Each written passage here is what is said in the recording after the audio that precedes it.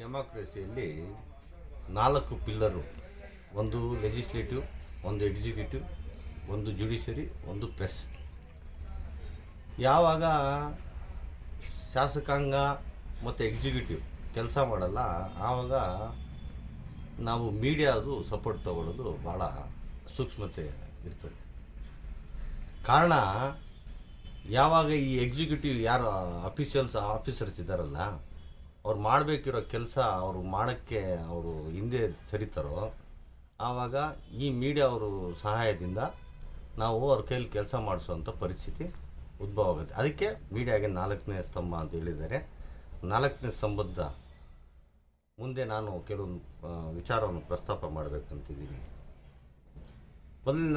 ಮೊದಲನೇದಾಗಿ ಈ illegal finance, vehicle finance specially ನಡೆಸ್ತಿದ್ದಾರಲ್ಲ, ಇದ್ರ ಬಗ್ಗೆ ಮೊನ್ನೆ ಮೈಕ್ರೋ ಫೈನಾನ್ಸ್ ಆರ್ಡಿನೆನ್ಸು ಸಿದ್ದರಾಮಯ್ಯ ಅವರು ತಂದಾಗ ಅಸೆಂಬ್ಲಿಯಲ್ಲಿ ಪ್ರಸ್ತಾಪ ಮಾಡುವಾಗ ಡಿಬೇಟಲ್ಲಿ ನಮ್ಮ ಮಿನಿಸ್ಟರ್ ಎಚ್ ಕೆ ಪಾಟೀಲ್ ಅವರು ಹೇಳ್ತಾರೆ 40,000 ಕೋಟಿ ಈ ಇಲ್ಲಿಗಲ್ ಫೈನಾನ್ಸ್ ಅವರು ಬ್ಲ್ಯಾಕ್ ಮನಿ ತೊಗೊಂಬಂದು ಫೈನಾನ್ಸ್ ಮಾಡ್ತಿದ್ದಾರೆ ಅಂತ. ಸೊ ಮಿನಿಸ್ಟರ್ ಸ್ಟೇಟ್ಮೆಂಟ್ ಅಂದರೆ ನಾವು ಬೆಲೆ ಕೊಡಬೇಕಾ? ಅಸೆಂಬ್ಲಿಯಲ್ಲಿ ಹೇಳಿರೋ ಸ್ಟೇಟ್ಮೆಂಟ್ ಅಂದರೆ ರೆಕಾರ್ಡೆಡ್ ಸ್ಟೇಟ್ಮೆಂಟ್ ಅಲ್ವಾ ಅದು? ಸೊ ಇದಾದಮೇಲೆ ಮೈಕ್ರೋ ಫೈನಾನ್ಸ್ದು ಒಂದು ಆರ್ಡಿನೆನ್ಸ್ ತರ್ತಾರೆ. ಅದೇ ನಿಮಗೆಲ್ಲ ಗೊತ್ತಿರ್ತದೆ, ಜನಸಾಮಾನ್ಯರಿಗೆ ಇದು ಕಿರುಕುಳ ಕೊಡಬಾರ್ದು ಮೈಕ್ರೋ ಫೈನಾನ್ಸ್ ಅವ್ರಿಗೆ, ಅದು ಬಡವರಿಗೆ, ಅದು ಇದು. ಅದರಲ್ಲಿ ಆರ್ಡಿನೆನ್ಸ್ ಪೂರ್ತಿ ಓದಿದಾಗ micro finance and money lenders ಅಂತಿದೆ ಆರ್ಡಿನೆನ್ಸಲ್ಲಿ. ಡೆಫಿನಿಷನ್ ಸಮೇತ ಪ್ರತಿಯೊಂದು ಪ್ಯಾರಾ ಅಲ್ಲೂ ಮನಿ ಲೆಂಡರ್ಸ್ ಅಂತಿದೆ. ಈ ಮನಿ ಲೆಂಡರ್ಸ್ ಅಂದರೆ ಯಾರು? ಈ ನಮ್ಮ 2 ಜಿಲ್ಲೆಯಲ್ಲಿ, ಕೋಲಾರ ಮತ್ತು ಚಿಕ್ಕಬಳ್ಳಾಪುರಲ್ಲಿ ಸುಮಾರು 1 ವರ್ಷ 2 ವರ್ಷದಿಂದ ಈ DR cooperative societies, AR cooperative society ಸಂಬಳ ತೊಗೊತಾರಲ್ಲ, ಕರ್ನಾಟಕ ಮನಿ ಲೆಂಡರ್ಸ್ ಆ್ಯಕ್ಟ್ 1961 ಕಾಯ್ದೆ 1961 ಬಂದಿದ್ದು, ಎಕ್ಸಾಬಿರೆಂಟ್ ಇಂಟ್ರೆಸ್ಟ್ ಆ್ಯಕ್ಟ್ 2004 ಬಂದಿದ್ದು.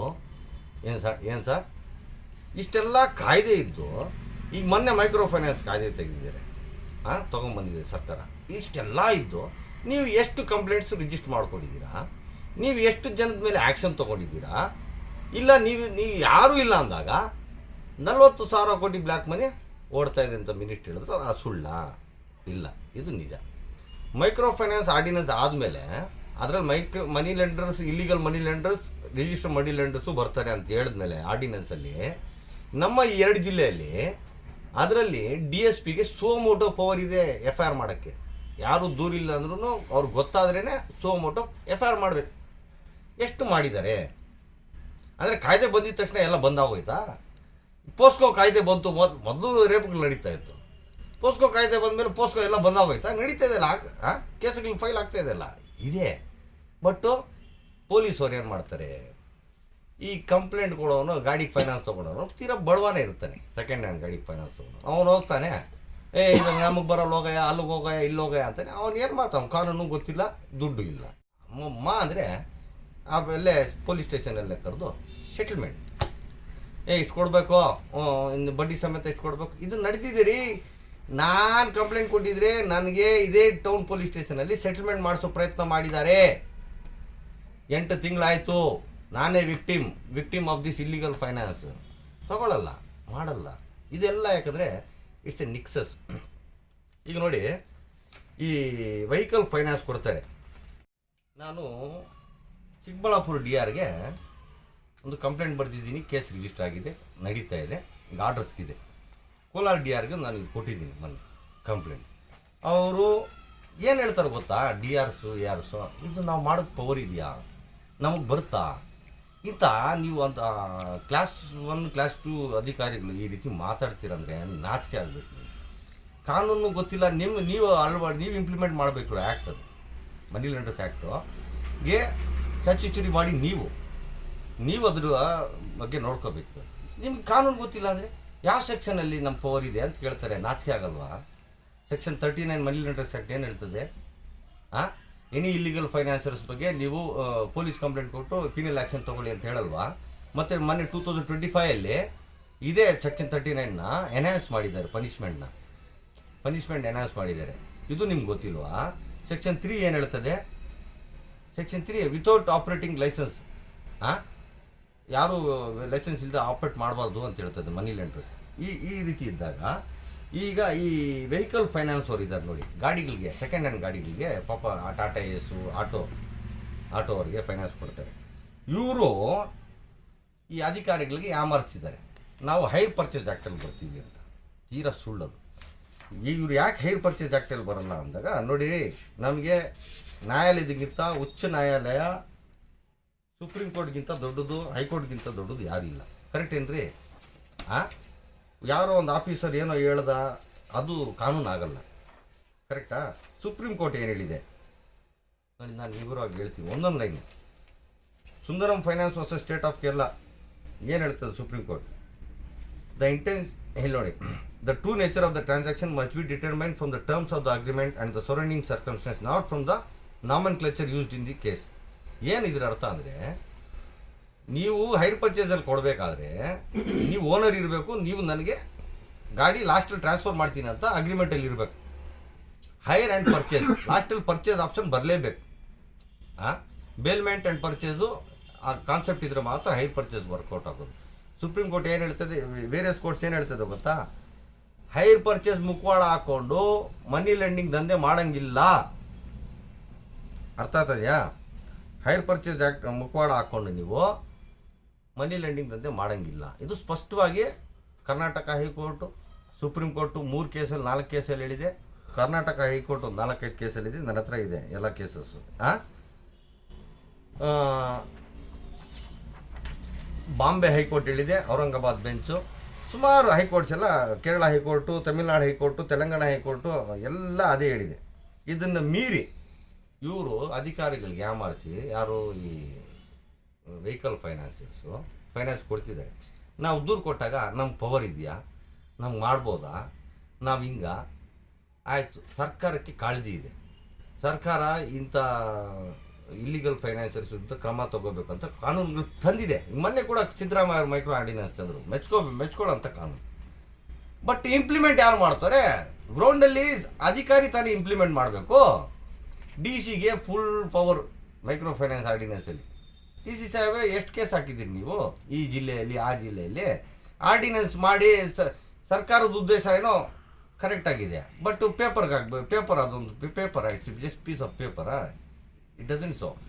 ನೀವು ಅಧಿಕಾರಿಗಳ ಕೆಲಸ ಇದನ್ನು ಇಂಪ್ಲಿಮೆಂಟ್ ಮಾಡಬೇಕು. ಗಾಡಿಗೆ ಫೈನಾನ್ಸ್ ಕೊಡೋದು, ಎಕ್ಸಾಬಿರೆಂಟ್ ಎಕ್ಸೆಸ್ ಇಂಟ್ರೆಸ್ಟ್ ಹಾಕೋದು, ಯಾರಿಗೂ ನೋಡ್ರಿ ಈ ಸೊಸೈಟಿಯಲ್ಲಿ ಒಂದು ದಂಧೆ ನಡೆಸಬೇಕಾದ್ರೆ ಯಾರಿಗೂ ಇಂಪ್ಯೂನಿಟಿ ಇಲ್ಲ. Every one should come under some of the other law or statutory. ಬರಲೇಬೇಕು.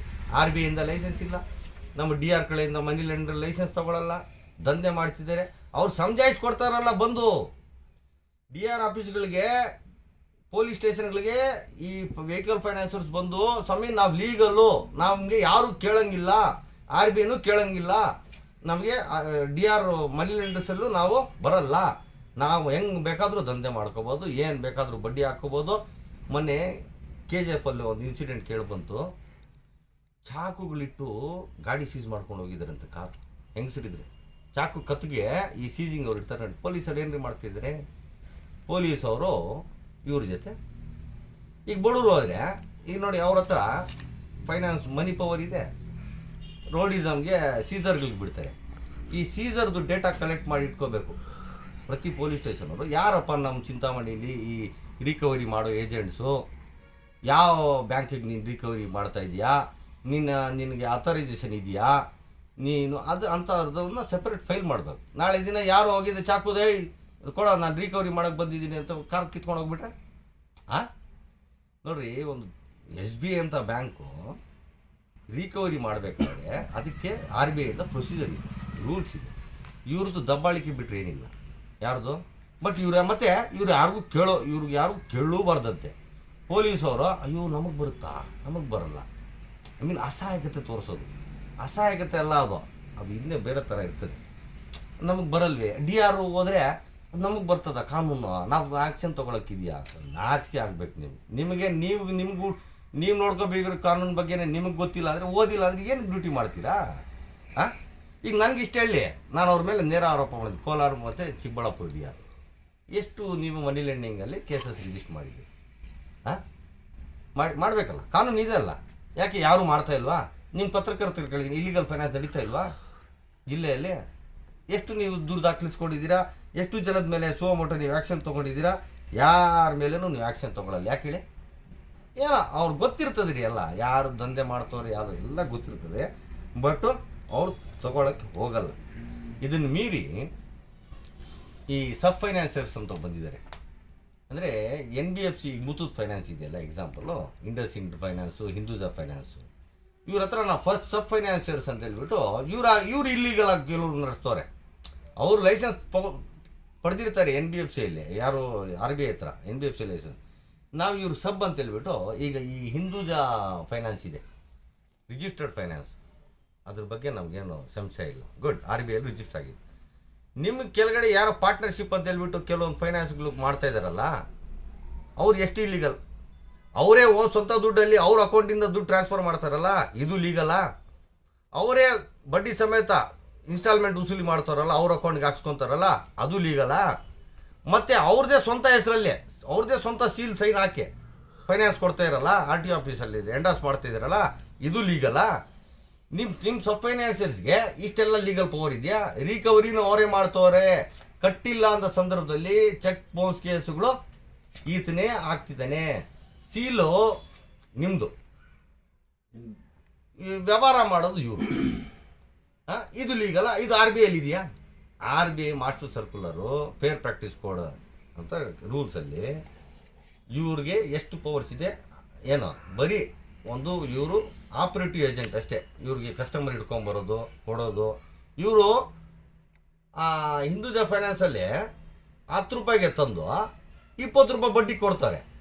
ಸೀಲ್ ನೋಡಿದ್ರೆ ಹಿಂದೂಜಾದೆ, ದುಡ್ಡು ಇವ್ರು ಕಲೆಕ್ಟ್ ಮಾಡೋದು, ದುಡ್ಡು ಇವ್ರ ಅಕೌಂಟಿಂದ ಬರೋದು. ಇದು ಇಲ್ಲಿಗಲ್ ಅಲ್ವಾ? ಇವ್ರಿಗೆಲ್ಲ ನಾವು ಒಂದೊಂದಾಗಿ ನಾವು legal notices already lawyer notices issue ಮಾಡ್ತಾ ಇದ್ದೀವಿ 1 by 1. ಯಾಕಂದರೆ ಸುಪ್ರೀಂ ಕೋರ್ಟ್ ಹೇಳಿದೆ, ಪ್ರತಿ ಅಗ್ರಿಮೆಂಟ್, ಹೈರ್ ಪರ್ಚೇಸ್ ಅಗ್ರಿಮೆಂಟ್ನ ಅದನ್ನು ಸಬ್ಸ್ಟೆನ್ಸ್ ಇಟ್ಕೊಂಡು ನೋಡಿ. ಆಲ್ ಅಗ್ರಿಮೆಂಟ್ಸು ಜಿನೇನ್ ಇರಲ್ಲ. ಇದು ಲೋನ್ ಮುಖವಾಡ, ಹೈರ್ ಪರ್ಚೇಸ್ ಮುಖವಾಡ ಹಾಕ್ಕೊಂಡು ಲೋನ್ ದಂಧೆ ಮಾಡ್ತಿದ್ದಾರೆ. ಇದು ಇಲ್ಲೀಗಲ್ಲು, ಇದು ಕರ್ನಾಟಕ ಮನಿ ಲೆಂಡರ್ಸ್ ಆ್ಯಕ್ಟಲ್ಲಿ ಬರ್ತದೆ ಅಂತ ಹೇಳ್ಬಿಟ್ಟು ನೋಡಿ.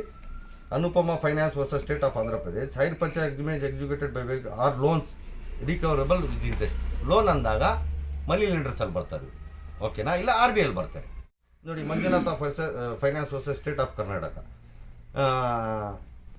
So called hire purchase was advance of money, recovery without licence is illegal. ಯಾವಾಗ ಆಗಿರೋದು? 2012ಅಲ್ಲಿ. And the criminal prosecution was offend, ಅಂದರೆ ಪೊಲೀಸ್ ಕೇಸು ಕರೆಕ್ಟ್ ಇದೆ ಅಂತ. Further, in case of Ravi finance versus state of Karnataka 2018, it was held that the honourable high court that retention of RC in financier's name is only security transaction is loan, not true hire purchase.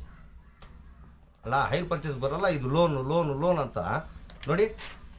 Karnataka hire purchase association transport commissioner, it is for the, ನೋಡಿ ಏನು ಹೇಳ್ತದೆ court, Karnataka high court, it is for the government to take appropriate action in accordance with the law either under the Karnataka money lenders act. ಹೇಳಿದೆ ಅಲ್ಲ court, Karnataka money lenders ಇಂಥವ್ರ ವಿರುದ್ಧ ಕ್ರಮ ತಗೊಳ್ಳಿ ಅಂತ. ಎಲ್ಲಿ ತೊಗೊತಾ ಇದೆ ಕ್ರಮ? ಎಲ್ಲಿ ತೊಗೊತಾ ಇದ್ದಾರೆ ನಮ್ಮ ಆಫೀಸರ್ಸು? ಗೊತ್ತಿಲ್ವಾ? ಈಗ ನಾವು ದೂರು ಕೊಟ್ಟಿದ್ದೀವಿ ರೀ, ನೇರವಾಗಿ ಹೇಳ್ತಾ ಇದ್ದೀವಿ, 15-20 days ಟೈಮ್ ಇರ್ತದೆ ನಿಮಗೆ. I have discuss this issue the Lokayukta SP, ನಮ್ಮ ಕೋಲಾರ್ಗೂ ಚಿಕ್ಕಬಳ್ಳಾಪುರ್ಗೂ ಆ್ಯಂಟೋನಿ ಸಾಹೇಬ್ರ SP.